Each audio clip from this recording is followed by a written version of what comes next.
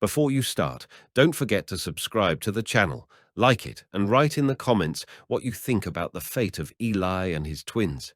This story is not just a drama, but a journey of the soul in a world where only the strongest survive. The dark night wrapped the endless plain in a snowy shroud.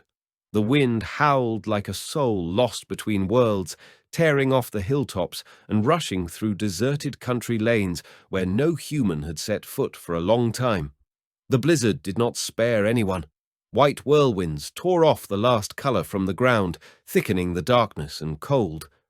There was a small hut at the very edge of these abandoned lands.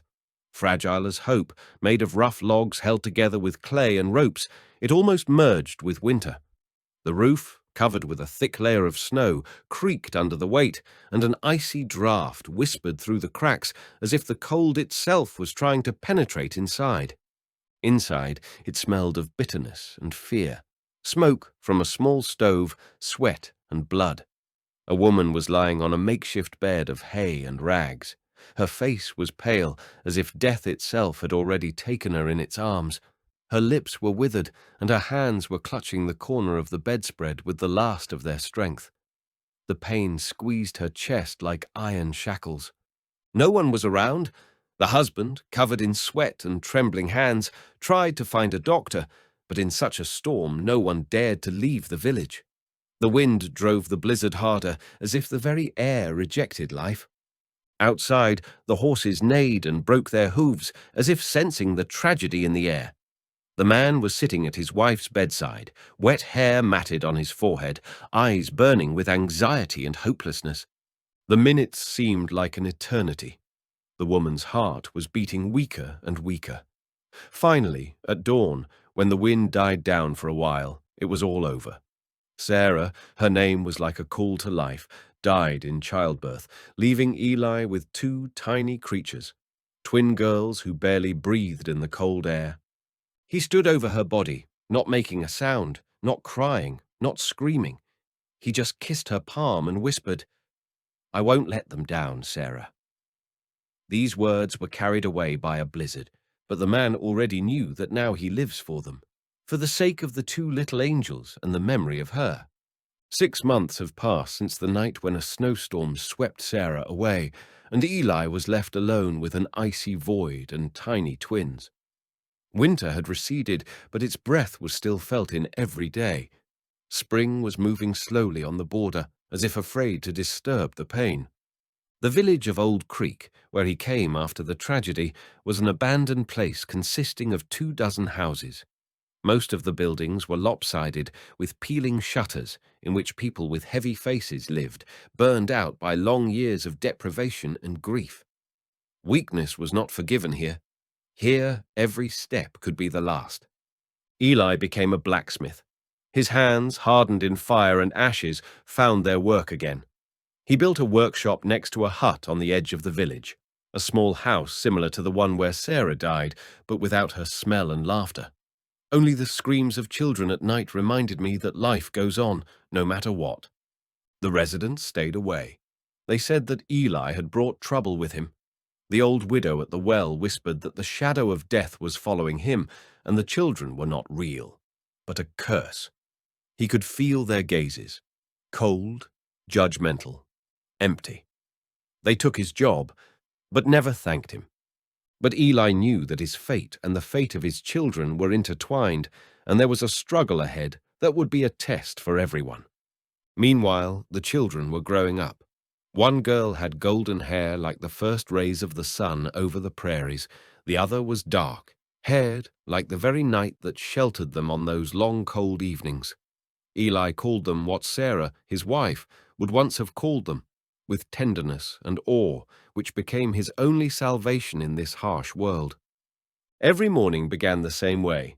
He carefully laid the girls on an old blanket by the flickering fire to warm their cold hands, and he went to the anvil.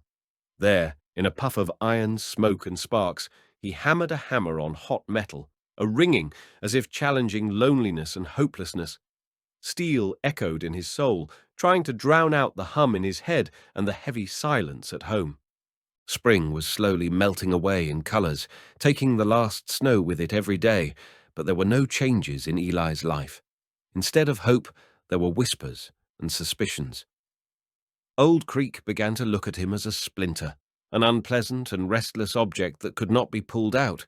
He felt that something was coming, like a dark cloud over a prairie before a storm. The rumors in the village were tenacious and poisonous. They stuck into the ears like thorny thorns of a burdock, growing and growing stronger until they turned into an indisputable truth for most. People said, "Eli is not ours, an outsider. He brings misfortune with him." Spring could symbolize renewal, but for Old Creek it became a season of growing hostility and anxiety. The elders gathered in the barn near the old church, the place where the fate of the settlement was decided.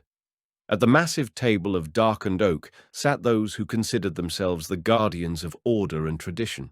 Pastor Miller, strict and unshakable; Innkeeper Waite, a man with a suspicious look; Farmer Gardner, a sturdy old man with an icy heart; and Widow Jenny, the woman they were trying to woo Eli.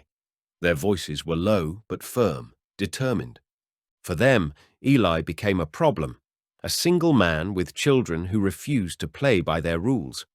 He did not attend Sunday services, did not participate in common affairs, and did not make concessions. And most importantly, he was not afraid of the elders. He did not bow his head to their authority. It seemed to them like a challenge that couldn't be ignored. The decision was put forward by Jenny's widow. If Eli does not marry her, it means that he does not respect traditions.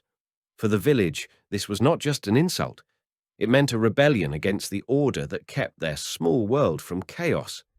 Eli rejected her offer, politely but firmly. For him, it was a matter of honor and memory of Sarah. For them, it's a provocation. After that, his life in the village became unbearable.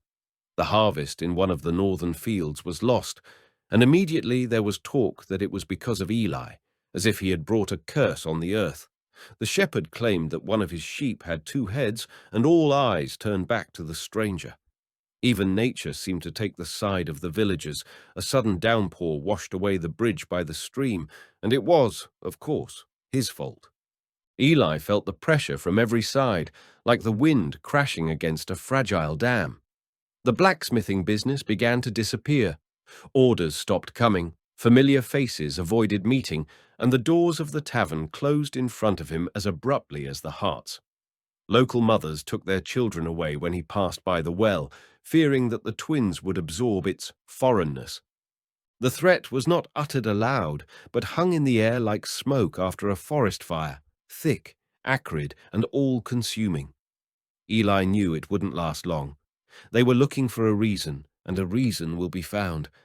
When summer ended and the autumn cold began to creep into the houses, the rains came, and then the first snow.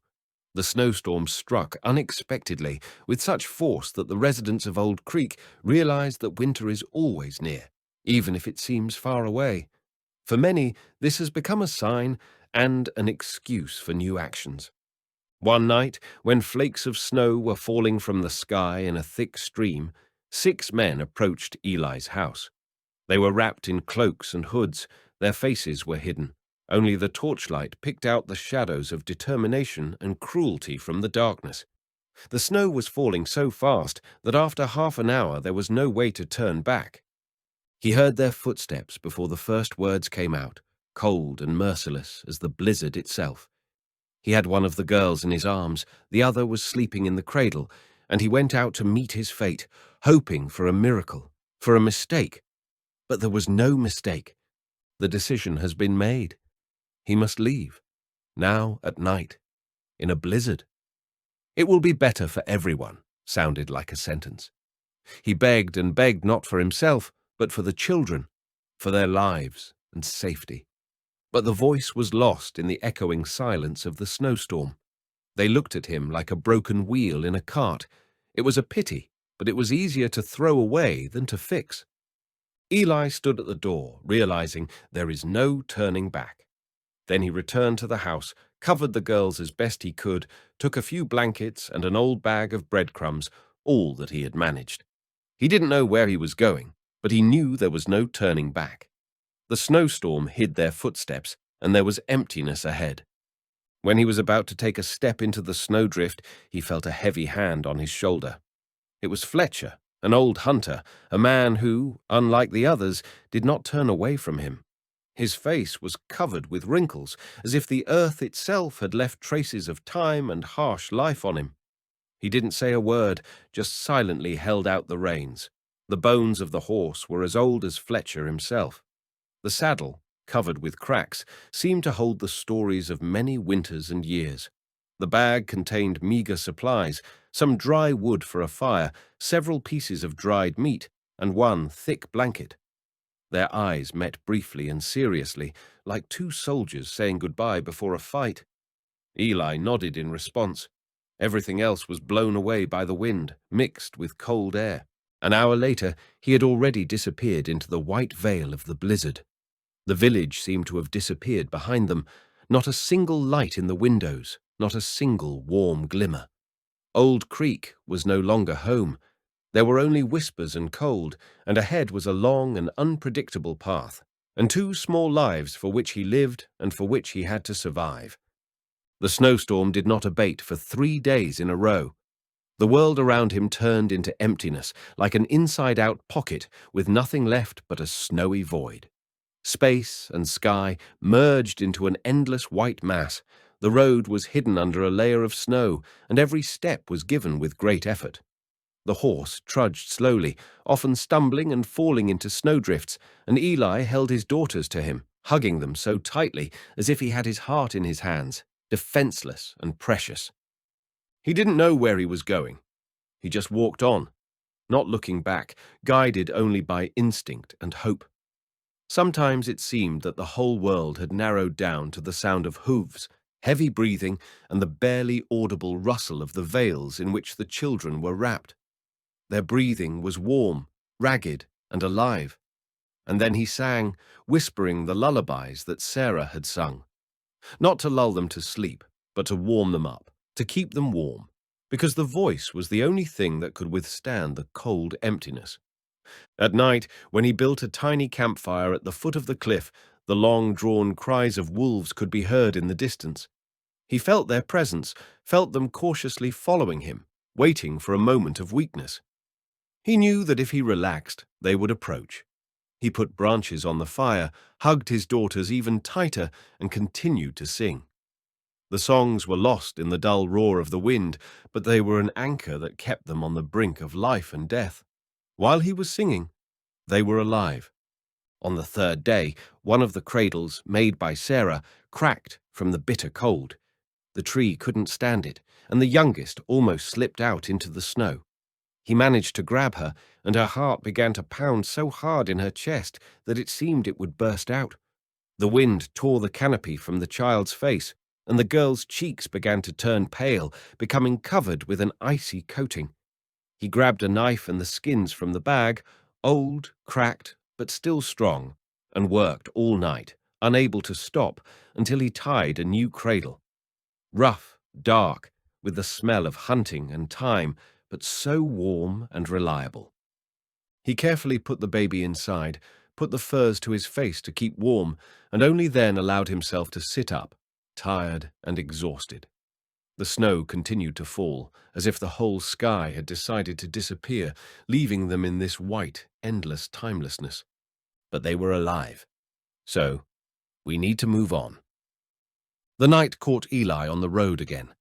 After stormy days, the snow settled down a bit, and a shaky, almost invisible path appeared that led between the hills. The wind became drier, as if a sharp knife was cutting the skin and face. He walked carefully, stretched out on his horse, carefully holding his sleeping daughters. Their small bodies seemed precious, a fragile light in the cold. And suddenly, in the distance, down in the valley, beyond the shimmering hills, a fire broke out. Not wild, not thrown by chance. A real bonfire, alive and inviting. There was a sharp pinch in my chest, like a flash of fire. Maybe it was the hunters, people from the north. Maybe, finally, salvation. Eli carefully steered the horse slightly to the side, closer to the steep slope, crouching almost to the ground. The closer he crept to the firelight, the more clearly he could see the silhouette. 3 horsemen, one sitting by the fire, the other 2 tinkering with horses, straightening saddles, talking. There was no warmth or kindness coming from their conversations, and occasional bursts of laughter, just empty bragging and carelessness.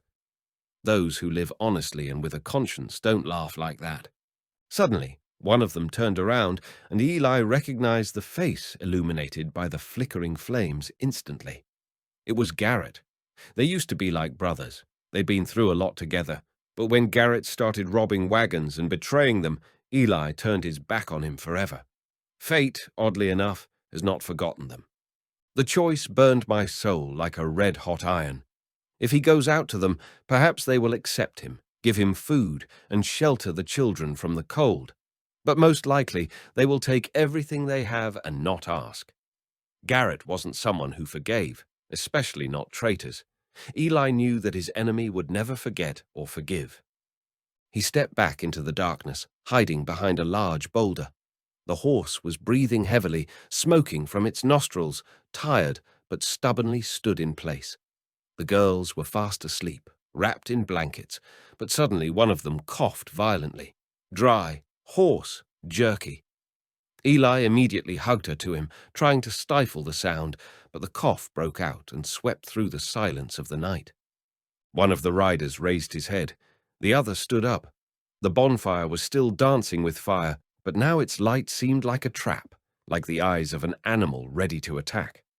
The seconds stretched out like a rope stretched to its limit. Eli froze, holding his breath.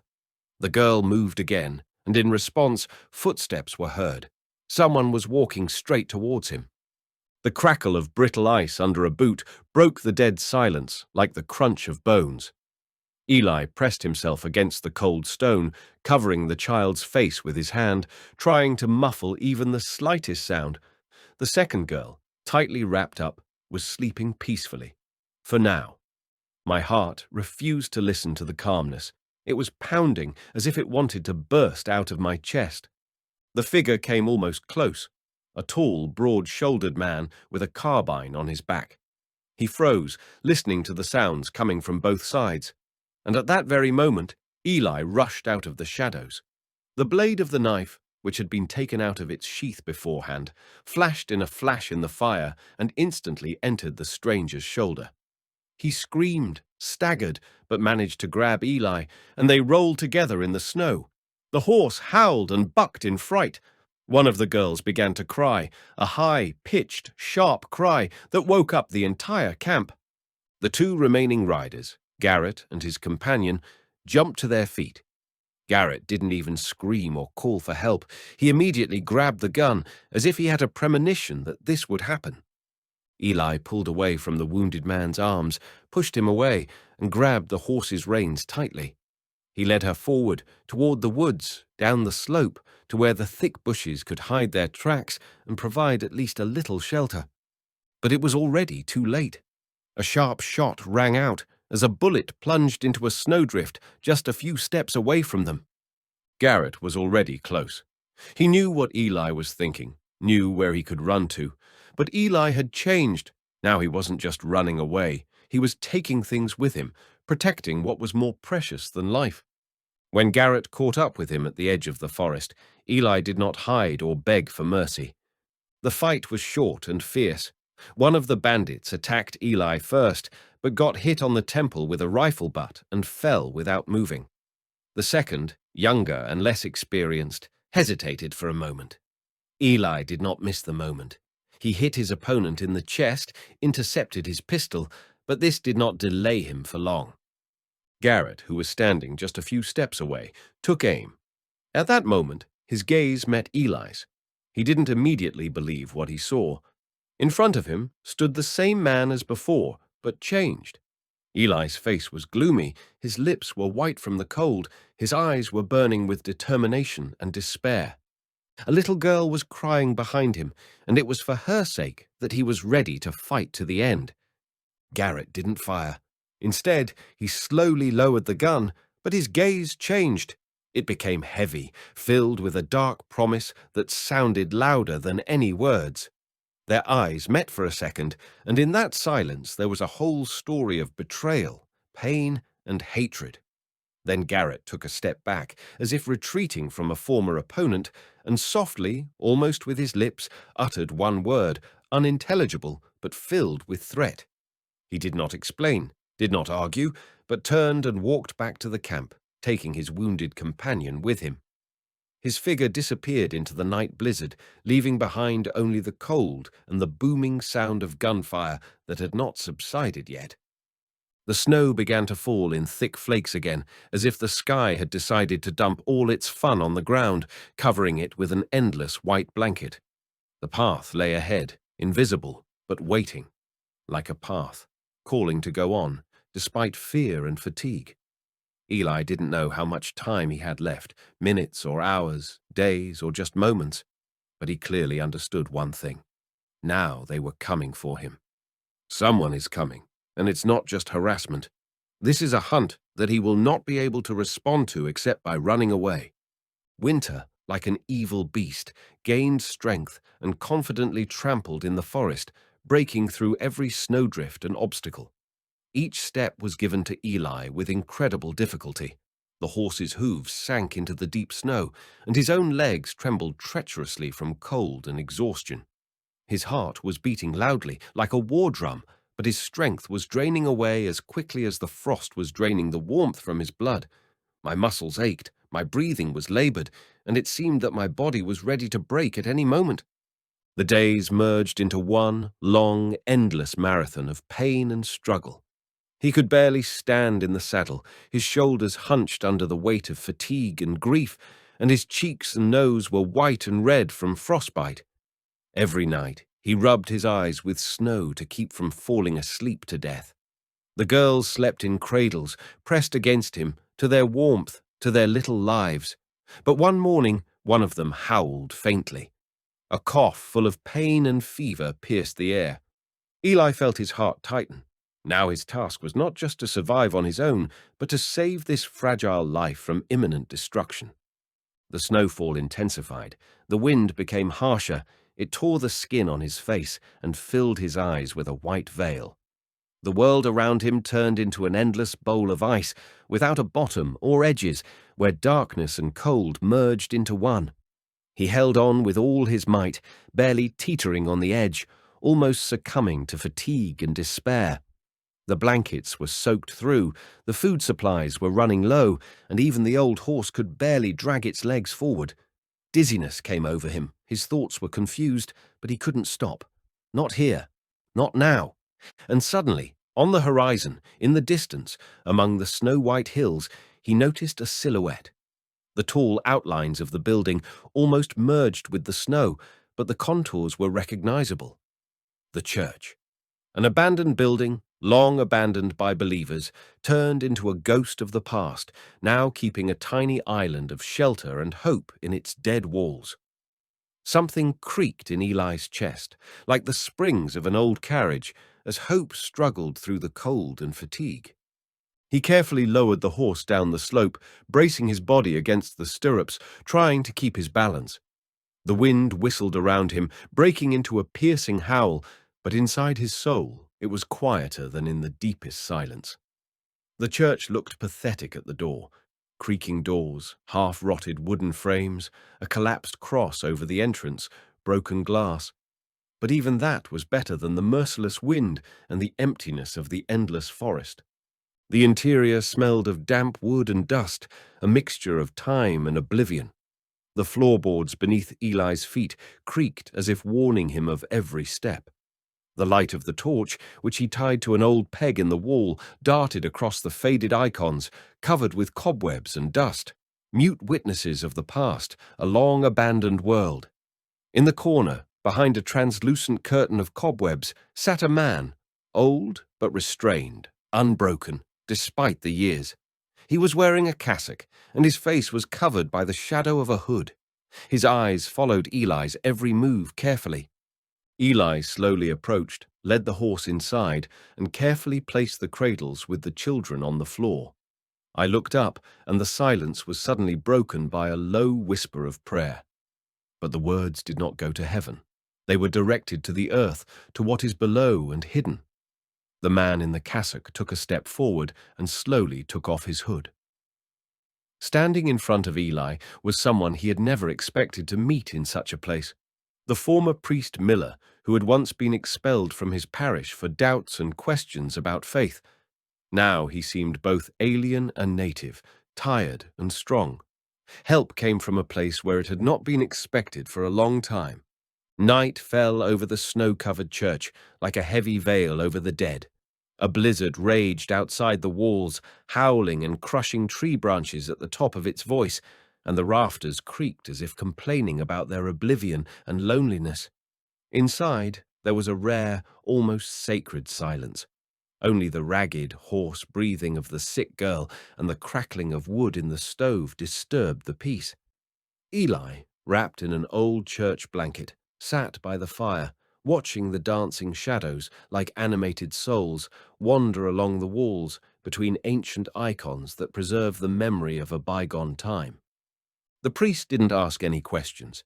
He did not demand explanations, did not ask to tell about the past. His actions spoke for themselves.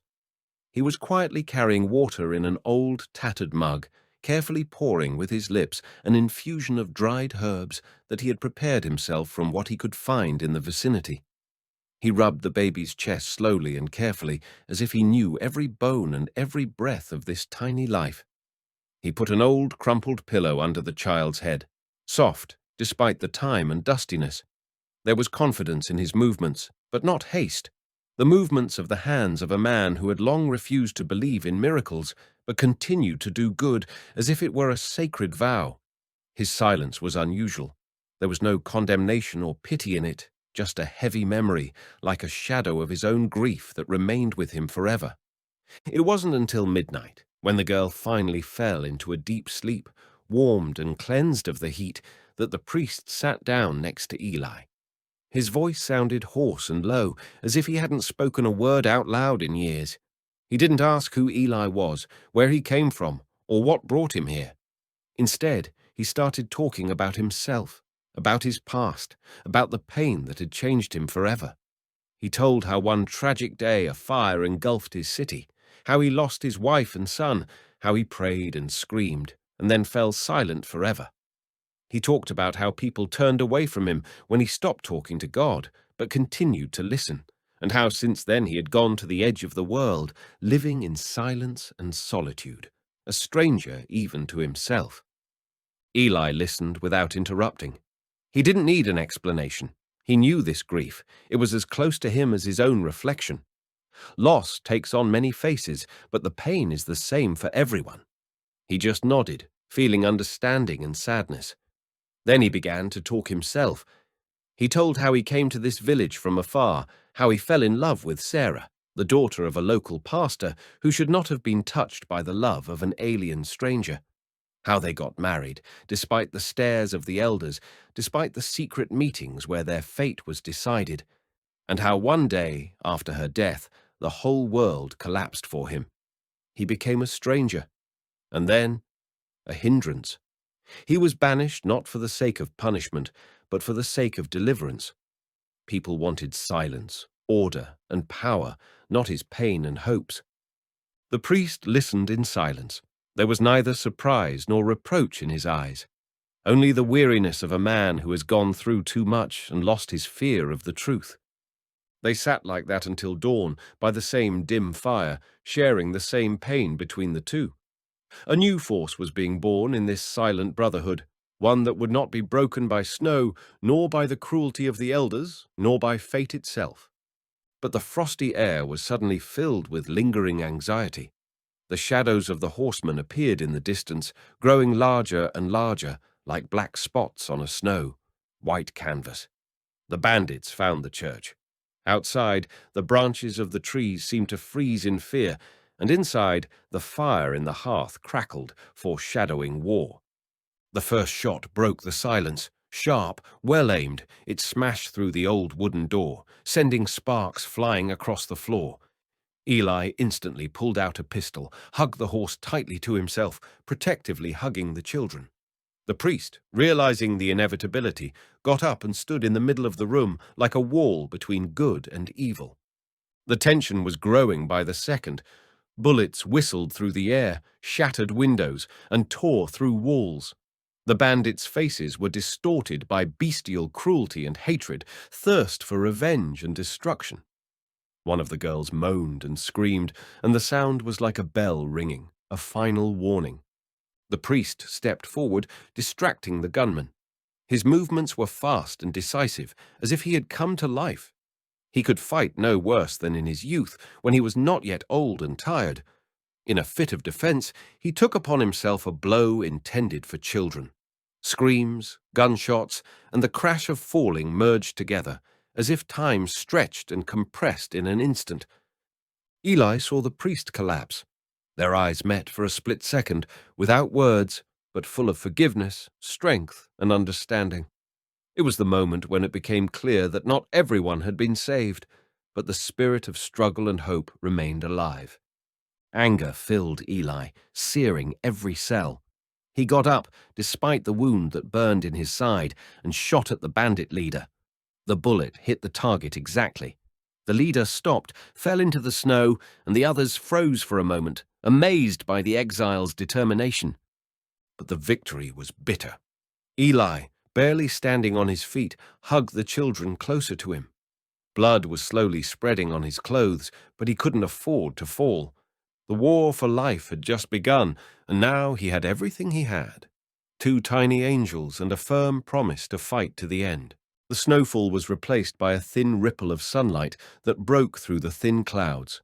Ilai was lying almost unconscious, exhausted and wounded, when a fur trapper appeared in the distance, a man who had crossed these lands more than once in search of prey. His stern gaze and confident steps brought hope that seemed illusory until his very last breath. The hunter helped Ilai get up, carefully placed the babies in the carrier, and took responsibility for his fate. The road was long and difficult, but with each kilometer Ilai traveled, he felt life slowly returning to him, both inside and around. They were walking towards a new village, a place where the air was cleaner and the people were kinder and less violent. In the new community, Ilai was greeted with respect and understanding. His story was listened to without condemnation, and the babies became part of a new family that accepted them for who they are. For the first time in a long time, Ilai felt that he could lean on the shoulder of another person, that hope had not disappeared forever. 5 years later, Ilai, already grey-haired and tired but alive, was sitting by the fireplace. 2 girls were playing next to him, his twins, who had grown up among new friends and under the protection of a new home. He looked at them with warmth and pride, and quietly told them a story about their mother, a strong, loving, and fearless woman. A story that was like a memory, like an oath, like a light leading through any storms. Life wasn't easy, but it was theirs. And in this new world, among new people and under a new sky, Ilai knew that he had fulfilled his promise. Thank you for watching to the end. If you liked the story, please like it, leave comments and subscribe to the channel. I will be glad to see you again. See you soon.